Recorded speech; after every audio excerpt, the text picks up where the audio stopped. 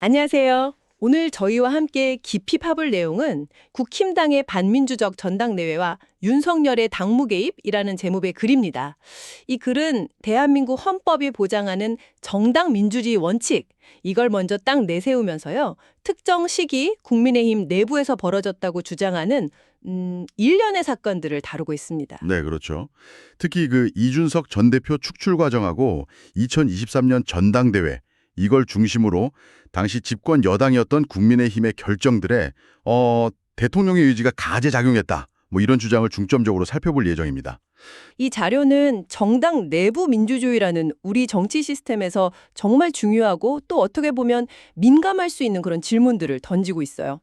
자, 그럼 이 자료가 어떤 이야기부터 시작하는지 한번 보시죠. 네. 이 자료가 흥미로운 게 다짜고짜 헌법 이야기부터 시작해요. 헌법 제8조 2항. 정당은 그 목적, 조직과 활동이 미주적이어야 한다. 뭐 이런 내용이잖아요. 이걸 왜 제일 먼저 꺼냈을까요? 네, 그게 이 자료의 핵심 접근 방식인 것 같아요. 그러니까 이 헌법 조항을 일종의 기준선, 잣대로 삼아서 국민의힘 특히 윤석열 정부 출범 이후에 당 운영 방식이나 지도부 뽑는 과정을 평가하겠다. 이런 의도가 명확해 보입니다. 자료의 주된 논지는 당원들의 뜻이나 당원 같은 정해진 절차, 이 민주적 운영 원칙이 잘 안 지켜졌다는 거예요. 특히 당시 국민의힘 당원 7조에 대통령은 당직을 겸할 수 없다는 규정이 있었는데 이 자료는 이게 사실상 무시됐다 이렇게 지적하면서 본격적으로 문제를 제기합니다. 아, 그렇군요. 그러니까 헌법과 당의 규칙인 당원을 기준으로 삼아서 그 뒤에 벌어진 일들이 과연 여기에 맞았냐, 이걸 따져보겠다는 거네요. 그럼 이 자료가 첫 번째 주요 사례로 드는 거, 이준석 당시 대표 축출 과정. 자료에선 이걸 반이준석 쿠데타라고까지 세게 표현했던데요. 그 시작점으로 지목된 체리따봉 사건, 이게 구체적으로 뭐였는지 좀 짚어주시죠. 네, 그 사건. 자료에 따르면요. 2022년 7월 8일에 국민의힘 윤리위가 이준석 당시 대표한테 당원권 정지 6개월이라는 꽤 무거운 징계를 내리잖아요. 그래서 대표 직무가 정지되죠. 그러자 당시 친윤계 핵심으로 꼽히던 권성동 원내대표가 당대표 직무대행을 맡게 됩니다. 그런데 얼마 안 가서 7월 26일 윤석열 대통령이랑 권성동 직무대행이 주고받은 텔레그램 메시지가 언론 카메라에 딱 잡힌 거예요. 이게 파장을 일으켰죠. 아, 맞아요. 그때 정말 난리 났었죠. 그 메시지 내용 때문에. 네, 그렇죠. 자료에 따르면 윤 대통령이 권대행한테 뭐랄까 국민의힘 내부에서 내부 총질이나 하던 당대표가 바뀌니 당이 달라졌다. 이런 취지의 메시지를 보냈다는 거고요. 거기에 권대행이 대통령님의 뜻을 잘 받들어 당정에 하나 되는 모습을 보이겠습니다. 이렇게 답했다는 겁니다. 이 자료는 바로 이 메시지를 결정적인 증거로 딱 제시하면서 이준석 대표를 몰아내는 그 과정의 배후에는 윤석열 대통령의 뜻이 있었다. 이렇게 주장하는 거죠. 대통령하고 당대표 직무대행 사이에 오간 개인적인 메시지 내용이 공개되면서 이게 단순 의견 교환이 아니라 개입 아니냐 이런 의혹을 제기하는 근거가 된 거군요. 그 이후 상황도 자료 보면 되게 복잡하게 흘러갔다고 하던데요. 이전 대표 징계 끝나기 전에 새 지도부 뽑으려고 비상대책위원회 그 비대위 꾸리는 과정에서 법정 다툼까지 갔다고요? 네, 맞아요. 자료는 그 과정이 정말 이례적이었다, 순탄치 않았다, 이렇게 상세히 설명하고 있어요. 비상대책위원회라는 게 당이 진짜 위기 상황일 때 꾸리는 임시지도부잖아요. 근데 이 자료에 따르면 친윤 세력이 조기 전당대회를 열어서 빨리 새 대표를 뽑으려고 비대위 구성을 밀어붙였다는 거예요. 근데 그 명분, 그러니까 비상 상황이라는 걸 만들려고 일부러 최고위원들이 사퇴하는 방식을 썼고 심지어 비대위 구성을 최종 의결해야 할 최고위에 이미 사퇴한 최고위원들이 다시 참여해서 의결했다. 이건 절차적으로 문제가 심각하다. 이렇게 지적합니다. 아니, 사퇴한 사람들이 다시 모여서 비대위를 의결했다고요? 결국 그래서 법원에서 제동이 걸렸던 거죠. 그렇습니다. 8월 9일에 국민의힘 전국위가 당헌을 고치고 주호용 의원을 비대위원장으로 임명하니까 이준석 전 대표 쪽에서 바로 법원에다가 이거 효력 정지시켜달라 가처분 신청을 낸 거죠. 일종의 스톱 요청인 셈이에요. 그리고 8월 26일 서울 남부지법에서 최고위원회를 뽑은 당원들의 정당민주주의에 위배된다.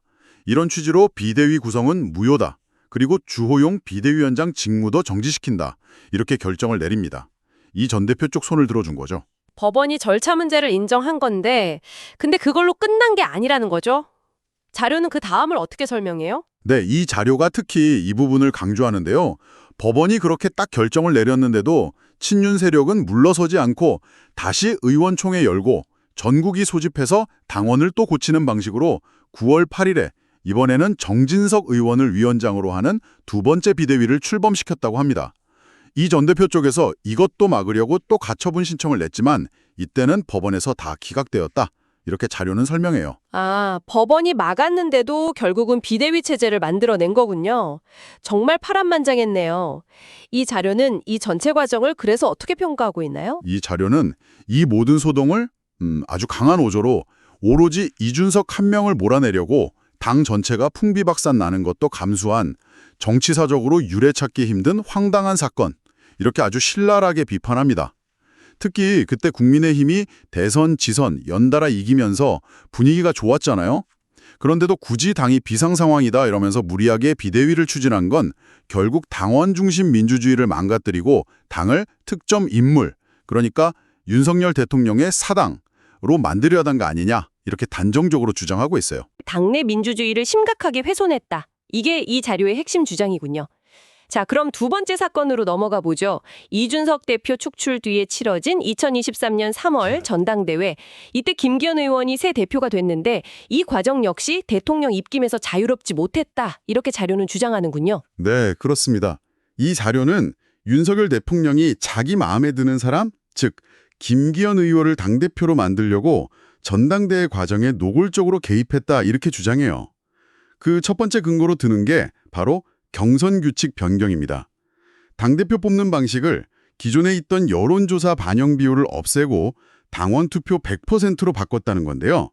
이 자료는 이런 변경이 일반 국민 여론보다는 당내 여론, 특히 친윤 성향이 강한 당원들 힘을 극대화시켜서 친윤 후보한테 절대적으로 유리하게 만들려는 포석이었다, 이렇게 분석합니다. 그리고 이게 결국 일반 국민 지지율에서 앞섰던 유승민 전 의원이 아예 출마를 포기하게 만든 결정적인 배경이 됐다, 이렇게 주장하고 있습니다. 경선 규칙 변경, 이걸 첫 번째 개입 사례로 꼽는군요. 그 다음으로는 나경원 전 의원 불출마 과정 묘사가 상당히 구체적인데요. 이 부분은 자료가 어떻게 설명하고 있나요? 네, 당시 유력한 당권주자 중 한 명이었던 나경원 전 의원을 출마 못하게 하려고 일련의 과정이 있었다고 주장해요. 먼저 나 전 의원한테 저출산 고령사회위원회 부위원장이라는 장관급 자리를 주면서 사실상 불출마를 압박했다는 거죠. 근데 나 전 의원이 출마 의지를 안 꺾고 그 자리를 사의 표명하니까 임명권자인 대통령이 이걸 그냥 수리한 게 아니라 해임 조치를 했다는 겁니다. 자료는 이 해임 조치가 나 전 의원에 대한 대통령의 불쾌감을 공개적으로 보여준 거다, 이렇게 해석해요. 자료는 이 해임이 친윤계 인사들한테는 나경원 공격해도 돼 하는 일종의 신호처럼 받아들여졌고 그 뒤로 배현진 의원 같은 친윤계 의원들이 막 나서서 나 전 의원을 집중 공격하기 시작했다고 서술합니다. 이런 전방위적인 압박 속에서 결국 나 전 의원이 불출마 선언을 하게 됐다. 이게 자료의 설명입니다.